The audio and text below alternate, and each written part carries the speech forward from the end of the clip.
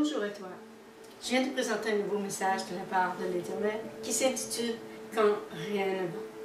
Oui, as-tu l'impression que rien ne va dans ta vie, dans ton cœur ou encore dans ton corps? As-tu cette impression désagréable en toi que rien ne change, que rien ne se passe, que rien n'arrive pour t'aider, pour t'encourager, pour te montrer que la vie est intéressante? L'Éternel peut t'aider. Il veut te tendre la main. Si tu le veux, si tu crois en lui. Il est écrit dans Romains 8:28, « Nous savons du reste que toute chose concourt au bien de ceux qui aiment Dieu, de ceux qui sont appelés selon son dessein. » Qu'attends-tu de la vie, des gens, des événements? Oui, qu'attends-tu et à quoi t'attends-tu dans la vie de tous les jours? As-tu cette fâcheuse habitude de te décourager, de baisser les bras chaque fois que le doute ou le découragement te surprend? Tiens bon. La solution n'est pas loin. Élève les mains et reçois de celui qui t'aime. Jésus veut ton bonheur. Il est écrit dans 1 Pierre 4:12-14, « Bien-aimés, ne soyez pas surpris comme une chose étrange qui vous arrive, de la fournaise qui est au milieu de vous pour vous éprouver. Réjouissez-vous au contraire de la part que vous avez aux souffrances de Christ, afin que vous soyez aussi dans la joie et dans l'allégresse lorsque sa gloire apparaîtra. Si vous êtes outragés pour le nom de Christ, vous êtes heureux parce que l'Esprit de gloire, l'Esprit de Dieu repose sur vous. » Oui, l'Esprit de Dieu repose sur ceux qui veulent de lui. As-tu l'intention de passer enfin à autre chose, de croire au lieu de douter, de te lever et de dire aux forces du mal qui s'acharnent sur toi de te laisser tranquille? Aimes-tu ce que tu vis si tu as l'impression de tourner en rond, que rien ni personne ne t'encourage et que c'est plutôt le contraire? As-tu l'impression de vivre comme un robot en ce monde, à ne faire que la même affaire, ou toujours la même routine jour après jour? Sais-tu que cela peut changer si tu t'aides et si tu laisses Jésus faire le nécessaire pour agrémenter ta vie? Ne crois pas qu'il t'a oublié. Non, ne crois pas cela. Un jour, tu peux te lever et voir, oui, réaliser que tout est différent, que c'est un jour nouveau. Mais comment y croire quand chaque jour est pareil, chaque temps de ta vie est pareil, chaque instant est pareil?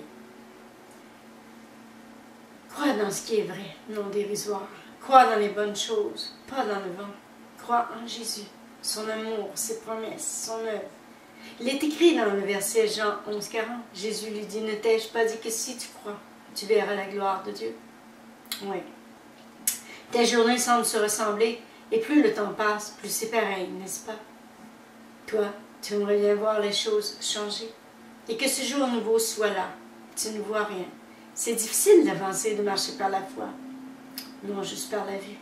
Il est écrit dans 2 Corinthiens 5:7, « Car nous marchons par la foi, non par la vue. » C'est difficile parfois de croire que les choses vont changer, que Jésus peut les changer. Moi, je me rappelle d'un jour où le Seigneur m'a fait une promesse. Il m'en a fait plusieurs, mais cette promesse-là, je m'y suis accrochée à cette promesse de toutes mes forces. Je voyais bien que le temps passait, que je ne voyais rien. Cela me déprimait, juste à l'idée d'y penser. Alors j'évitais d'y penser, je m'occupais en pensée. Je me changeais les idées. Je faisais tout pour ne pas oublier ni rejeter cette idée, cette promesse de mon Dieu. Un matin, je me suis levée, comme à tous les matins, et en prenant mon café, voilà que cette promesse est entrée dans ma vie.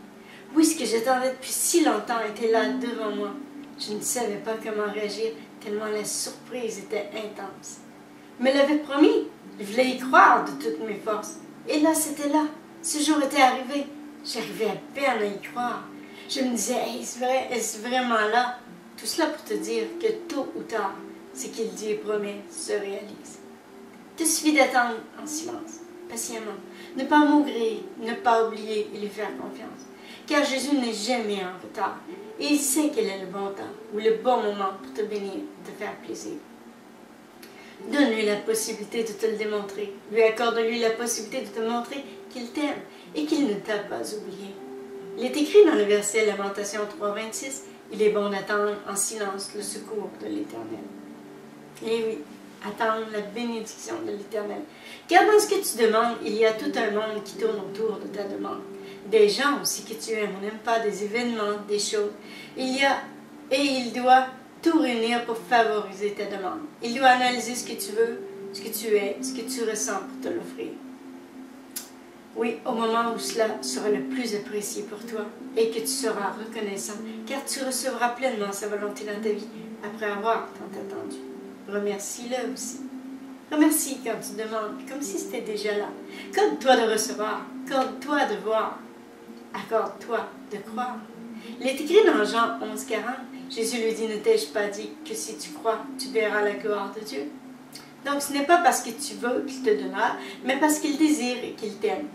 Et toi, est-ce que tu l'aimes assez pour recevoir sa volonté dans ta vie?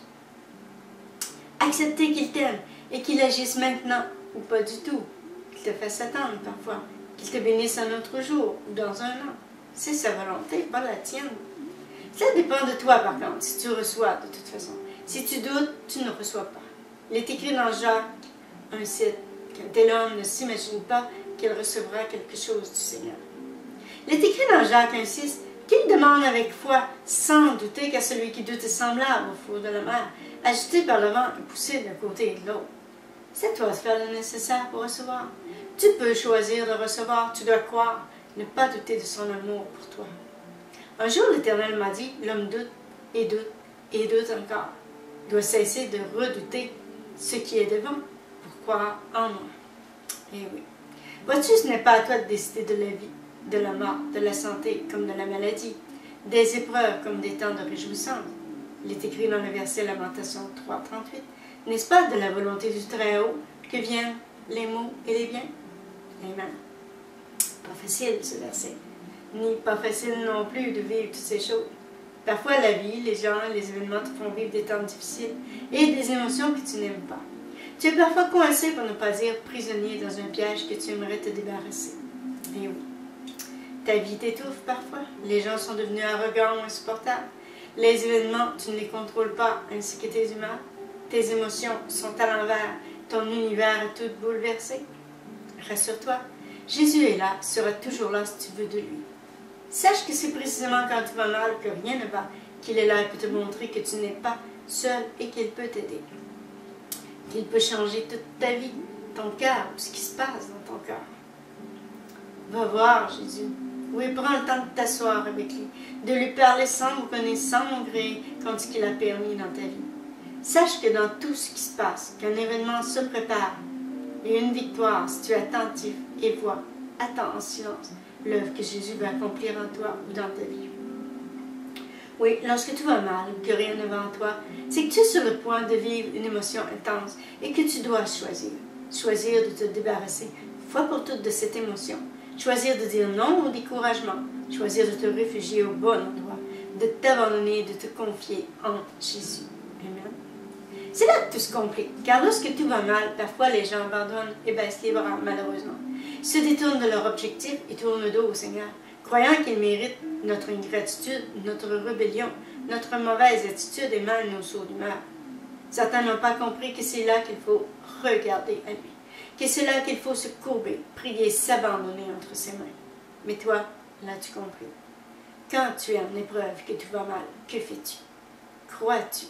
Crois-tu en Jésus? Est-ce que tu le fuis, le rends coupable de ce que toi, tu n'arrives pas à rejeter ou te détourner? Lui dis-tu que tu souffres, que tu n'en peux plus? Tu crois peut-être qu'il est trop occupé et ne peut pas t'aider, ne veut pas ou ne le fera pas, ne t'entend pas non plus? Mais non. Qui t'a dit cela, dis-moi? Il est écrit dans 1 Thessaloniciens 5, 17, 19, « Priez sans cesse, rendez grâce toutes choses, car c'est là, à votre égard, la volonté de Dieu en Jésus-Christ. N'éteignez pas l'esprit. » Amen. Il n'est pas écrit qu'il est occupé ou que tu pourrais le déranger. Lui seul peut ôter le chagrin, le stress, tes inquiétudes. Lui seul peut te relever, t'encourager, te bénir, t'enseigner concernant cet événement ou ces gens qui te chavirent et te bouleversent comme ça. Écoute ce qui est écrit à ce sujet. Voici quelques versets. Il est écrit dans Éphésiens 6, 18, « Faites en tout temps par l'Esprit toutes sortes de prières et des supplications. Veillez à cela avec une entière persévérance et priez pour tous les saints. » Il est écrit dans le verset Luc 21, 36, « Veillez donc et priez en tout temps, afin que vous ayez la force d'échapper à toutes ces choses qui arriveront et de paraître debout devant le Fils de l'homme. » Il est écrit dans Psaume 62, 8, « En tout temps, peuple, confiez-vous en lui, répandez vos cœurs en sa présence. Dieu est notre refuge. » Il est écrit aussi dans Jacques 4,3, « Vous demandez, vous ne recevez pas, parce que vous demandez mal, dans le but de satisfaire vos passions. » Il est écrit dans Jean 15,7, « Si vous demeurez en moi, que mes paroles demeurent en vous, demandez ce que vous voudrez, cela vous sera accordé. » Il est écrit aussi dans Jean 16,24, « Jusqu'à présent, vous n'avez rien demandé en mon nom. Demandez et vous recevrez, afin que votre joie soit parfaite. » Il est écrit aussi dans Luc 11,9, « Et moi je vous dis, demandez et l'on vous donnera. Cherchez et vous trouverez. Frappez et l'on vous ouvrira. » Il est écrit aussi dans Jean 14,14, « Si vous demandez quelque chose en mon nom, je le ferai. » Qui dit Amen à ces versets? Lequel de ces versets est pour toi? Est-ce là un Dieu qui ne veut pas répondre? Un Dieu qui ne nous aime pas? Ou si c'est nous qui ne répondons pas à ses attentes? Donc, ne t'inquiète pas, il sera toujours à tes côtés, si tu veux de lui, tant que tu voudras de lui. Mais veux-tu de lui? Veux-tu de lui juste quand ça va mal? Penses-tu à lui plus souvent ou juste quand rien ne va? Dis-moi. Car il sait, lui, si tu le délaisses, ou profites de lui certains jours. Tu connais les réponses et ta façon de réagir lorsque tu es malheureux, douloureux et en épreuve, mais tu ignores comment tu pourrais réagir, comment tu dois réagir dans ces moments-là. Jésus est ta solution. Amen. Plusieurs se plaignent, pleurent sur leur sort, oublient qu'ils ne sont pas seuls à vivre des temps difficiles émotionnellement. Ils se tournent vers la boisson, la drogue, la colère, le suicide, la tristesse, le découragement. Oui, lorsque le découragement les surprend, que ceux-ci embarquent vite dans leur cœur, dans leur vie, de manière de réagir qui pourrait les aider, ils oublient rapidement ou n'en veulent pas du tout. Il faut regarder à Jésus. Oui, et en tout temps, tout lui confier, ne pas abandonner, ne pas croire que les événements resteront tels quels, mais que tout peut changer d'un jour à l'autre. Moi, j'ai vu ceci souvent. Je t'ai donné juste un exemple tantôt. Mais combien de fois j'ai vu agir mon Dieu? Et combien de fois le découragement m'a secoué et approché? Alors je peux comprendre que si tu souffres, que si tu ne crois plus, que si tu es découragé, cela n'est vraiment pas facile pour toi, ni que de ta faute parfois. Tout est là pour nous tenir tête et nous secouer. Je sais aussi que c'est plus facile de dire pour moi que de croire pour toi. Oui, je comprends, je te comprends. Mais vois-tu, essaie de t'accrocher. C'est là le but. C'est facile de se réjouir quand tout va bien, mais qu'en est-il lorsque rien ne va? C'est là que tu dois t'accrocher et croire en Jésus. Vois-tu, le diable rôde avec ses démons? Oui, il est écrit dans le verset 1 Pierre 5,8, « Soyez sobres, veillez. Votre adversaire, le diable, rôde comme un lion rugissant, cherchant qui il dévorera. » Oui, et précisément pour te faire reculer, abandonner, ou même pour t'encourager à te détourner de Jésus, de celui qui peut et qui veut t'aider. Les gens peuvent te regarder vivre et ne pas comprendre ce que tu vis. Ils peuvent voir ce que tu es, mais pas ce que tu endures, tandis que Jésus le voit et te comprend. Ils peuvent s'amuser autour de toi et ne pas voir que toi tu souffres. Mais toi, c'est de voir au-delà de cette souffrance. Oui, c'est de voir que cela pourrait être pire et ne me dis pas que cela pourrait être mieux. Je le sais. Oui, je le sais, je te comprends. Mais vois-tu, moi, quand rien ne va, je me dis que tout n'est pas toujours rose dans la vie des gens non plus, que certains sont pires que moi. Et tant qu'à parler de ceux qui sont mieux, je te dirais, le sais-tu s'ils sont mieux? Non. Seul Jésus le sait. Seul Jésus connaît les cœurs et les gens souffrent, tous d'une manière ou d'une autre. Certains, c'est dans leur vie, d'autres dans leur corps, certains dans leur cœur et plusieurs dans leur quotidien. Toi, quelle est ta souffrance qui la provoque et l'encourage? Ne te rebelle pas, ne te condamne pas d'avance à croire que rien ne changera. Tu as un temps d'épreuve à traverser, alors traverse-le avec Jésus. Oui, tiens-lui la main, il te tend la main, mais toi en veux-tu? Oui, veux-tu de lui? Veux-tu prendre sa main et te détendre en lui? Veux-tu te laisser porter par lui et t'abandonner complètement à lui? Essaie et tu verras que la charge de ton poids sera moins lourde à porter, que tu avanceras plus léger, même qu'il apaisera ton cœur et ôtera les émotions qui t'envahissent et te nuisent. Ne dis pas qu'il n'est pas là quand tu as besoin de lui. Demande-toi si toi tu es là quand il veut venir vers toi et te bénir. Oui, comment l'accueilles-tu? Le reçois-tu? Acceptes-tu ce qui t'arrive, ce qu'il veut accomplir en toi par cette épreuve, ce temps si difficile? Sache qu'il nous enseigne à travers tout cet amour. Ses desseins ne sont pas comme nous on voudrait. Et de toute façon, on ne choisit pas les épreuves. Non, car sinon on ne voudrait pas. les vivre. Lui seul décide pour ta vie en réalité. Toi seul se dois d'accepter et vivre sans mourir. Mais te rappeler en ce temps-là que cela pourrait être pire aussi. Il ne faut jamais t'accepter, ni t'avouer vaincu, ni abandonner, encore moins te voir, te croire nul devant l'échec que toi tu as vu annoncer en cette journée difficile. Tu es vainqueur si tu le veux, si tu crois, si tu fais confiance à Jésus. Pour moi, il me demande de t'encourager, de t'aider à le croire, de t'enseigner à ce sujet. Mais lui seul peut te renforcer. Moi, je ne fais que t'aider, t'encourager, t'enseigner, afin d'amorcer en toi le désir de vaincre, d'avancer, de poursuivre ton chemin. Oui, je veux t'aider à devenir vainqueur ensemble. En parlant de chemin, marches-tu sur son chemin? Chemin de paix, de joie, d'amour, de pardon, etc. Marches-tu comme il désire? Vis-tu comme il te le commande?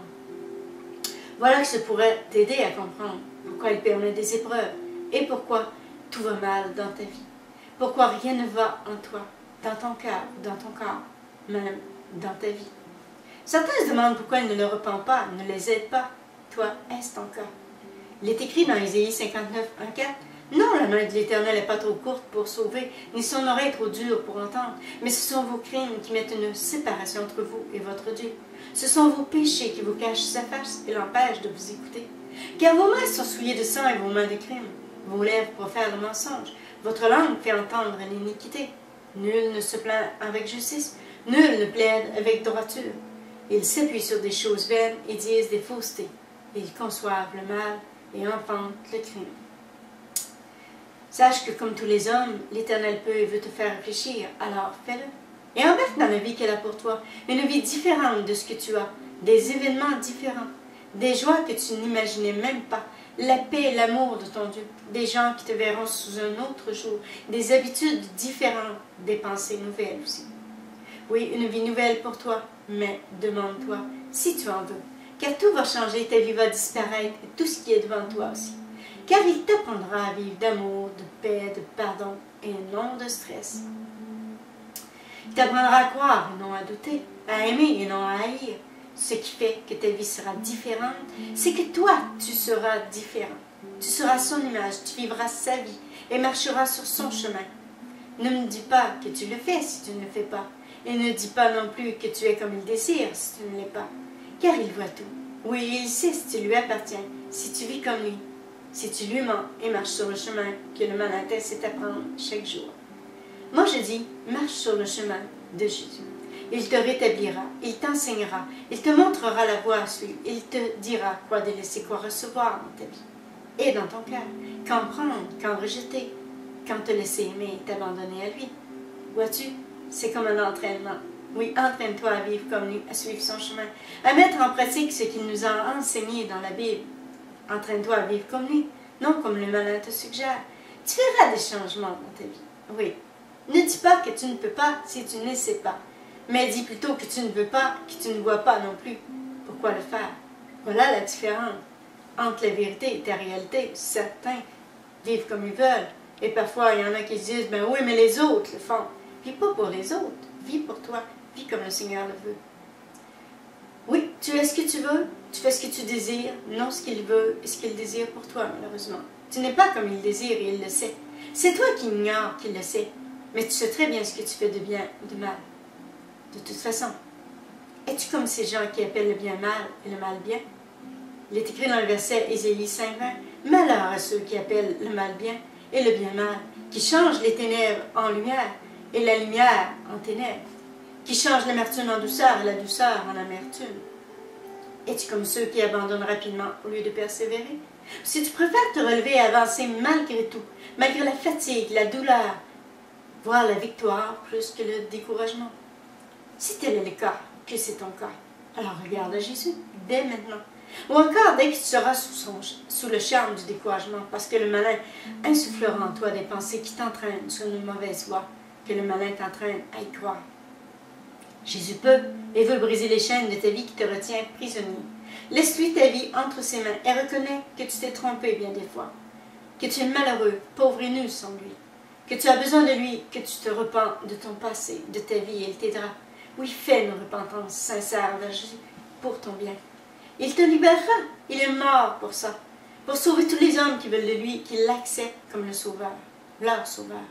Il est écrit dans Jean 3,16, « Car Dieu a tant aimé le monde qu'il a donné son Fils unique, afin que quiconque croit en lui ne périsse point, mais qu'il ait la vie éternelle. » Moi, je te laisse réfléchir à ce message, et je te dis, prends du temps auprès de Jésus car rien ne va. Et évite de jongler avec tes pensées, évite de les écouter car cela ne te fera que du tort. Prends soin de toi, et veille sur tes voies, sur tes pensées, et Jésus t'aidera à avancer. Oui, il peut et veut te renforcer et même t'enseigner. À toi de savoir ce que tu veux, si tu le veux vraiment, et prends du temps pour recevoir sa volonté dans ta vie, dans ton cœur aussi. Il est écrit dans 1 Jean 4,9, « L'amour de Dieu a été manifesté envers nous en ce que Dieu a envoyé son Fils unique dans le monde afin que nous vivions par lui. » Trop de gens le rejettent d'une manière ou d'une autre, mais toi, sois sage, sois prudent, n'agis pas comme le monde. Alors, je te le dis, oui, je te le conseille au nom de Jésus, lis la Bible et tu comprendras ce qui cause ton ou tes malheurs et qui peut t'en délivrer. Il s'appelle Jésus. Certains le connaissent, d'autres non. Mais ce qui compte aujourd'hui, c'est que toi, tu le connaisses vraiment, le comprennes pour ton bien. Réfléchis à ce message et garde courage. Oui, garde la foi, car il est écrit dans le verset 1 Jean 5,4, « Car tout ce qui est né de Dieu triomphe du monde. Et la victoire qui triomphe du monde, c'est notre foi. » Moi, je te dis, passe une belle semaine et sois béni au nom de Jésus.